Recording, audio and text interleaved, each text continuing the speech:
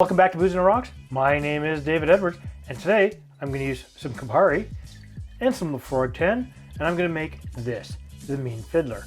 But first, this.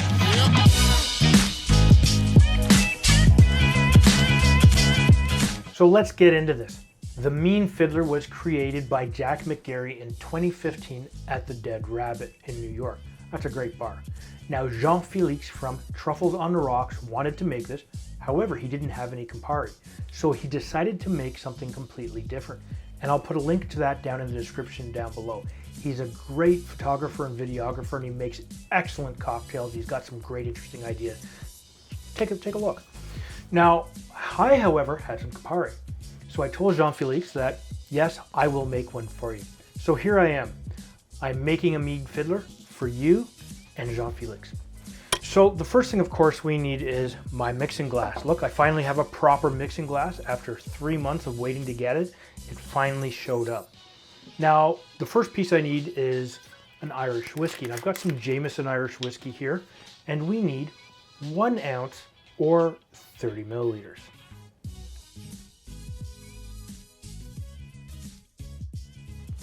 The next thing we need is a little bit of Green Chartreuse. And of course, Green Chartreuse is made in the French Alps by some monks.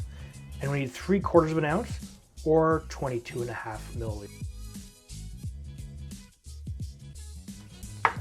The next thing you need is a little bit of Sweet Vermouth. I have a Martini Rossi here, and I'm finally getting through the bottle. Eventually, I'm gonna have another bottle of different vermouth. We need 3/4 of an ounce, 22.5 milliliters.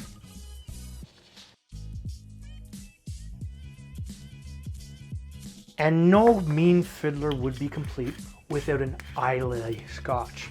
Sorry, Islay Scotch, or Islay, depending on how you want to pronounce it, of course. Now, what I'm using here is I'm using Lafroig 10, which is a 10-year-old, very peated whiskey. It's got that great sound. Did you hear that? You just can't go wrong with a whiskey that does that. Now I need 1/2 ounce of this. 1/2 ounce, of course, works out to 15 milliliters.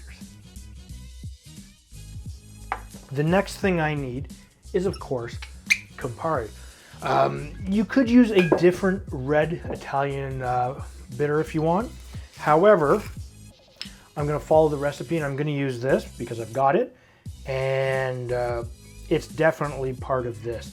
We're going to have an awful lot of really subtle notes and really big bang for your buck notes there.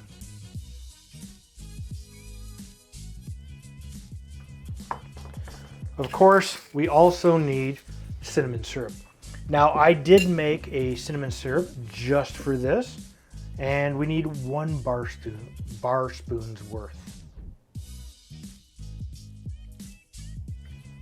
Oh yeah, that syrup is so good.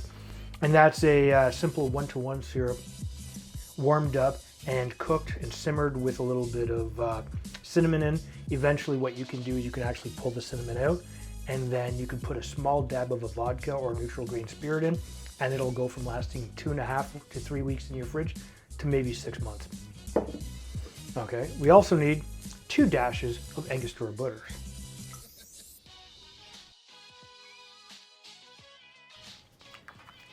Now, I finally have my mixing glass. I'm gonna do some mixing. We've got some ice here, and we're gonna mix this for a good 30 seconds. Now, a lot of people are really good at stirring with the bottom of their spoon. I, however, like to use the top of the spoon because it works better for me, and it may be easier if you're learning as well.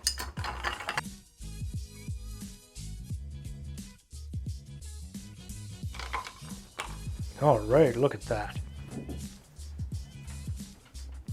So now what we have to do is we have to strain this and pour this into a glass. Now, I've seen some coupe glasses, I've seen some wine glasses, martini glasses. I'm gonna use a little bit of a goblet.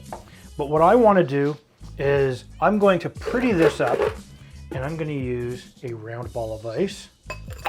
You don't have to, so whatever you like to do. And the recipe doesn't call for serving it with ice, but you know what? I want to keep it nice and cold a little bit longer.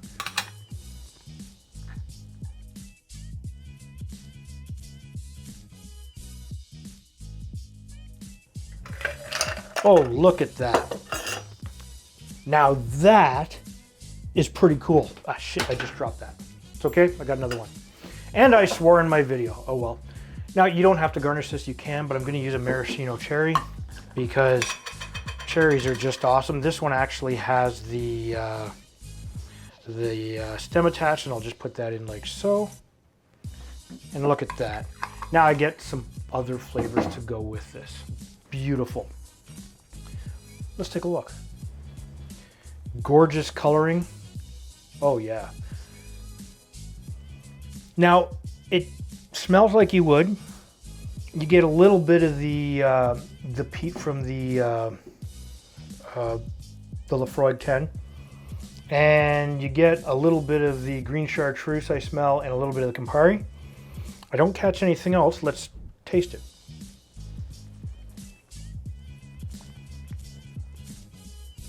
Oh, the Laphroaig 10 comes through, clear as a bell.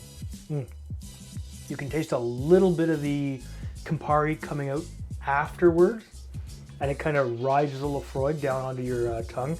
Oh, and you get a little bit of the cinnamon, and you definitely get a little bit of the Green Chartreuse. Oh.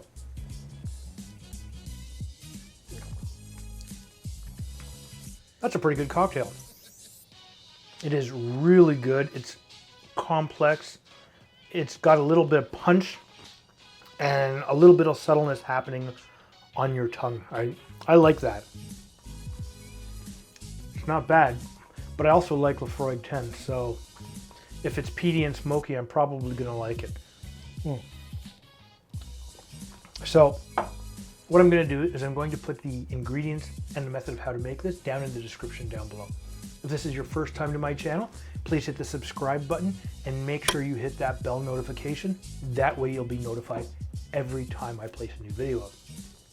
But if you don't like a smoky scotch or a little bit of Irish whiskey or a lot of really subtle notes kicking you in the teeth, hit the thumbs down button twice.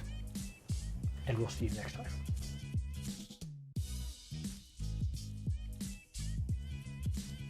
All right, so let's get into this. Now, the Mean Fiddler was created by Jack McGarry in 2015. Mead. Did I say mead? And Jean-Felix from Truffles on the Rocks wanted to make sure to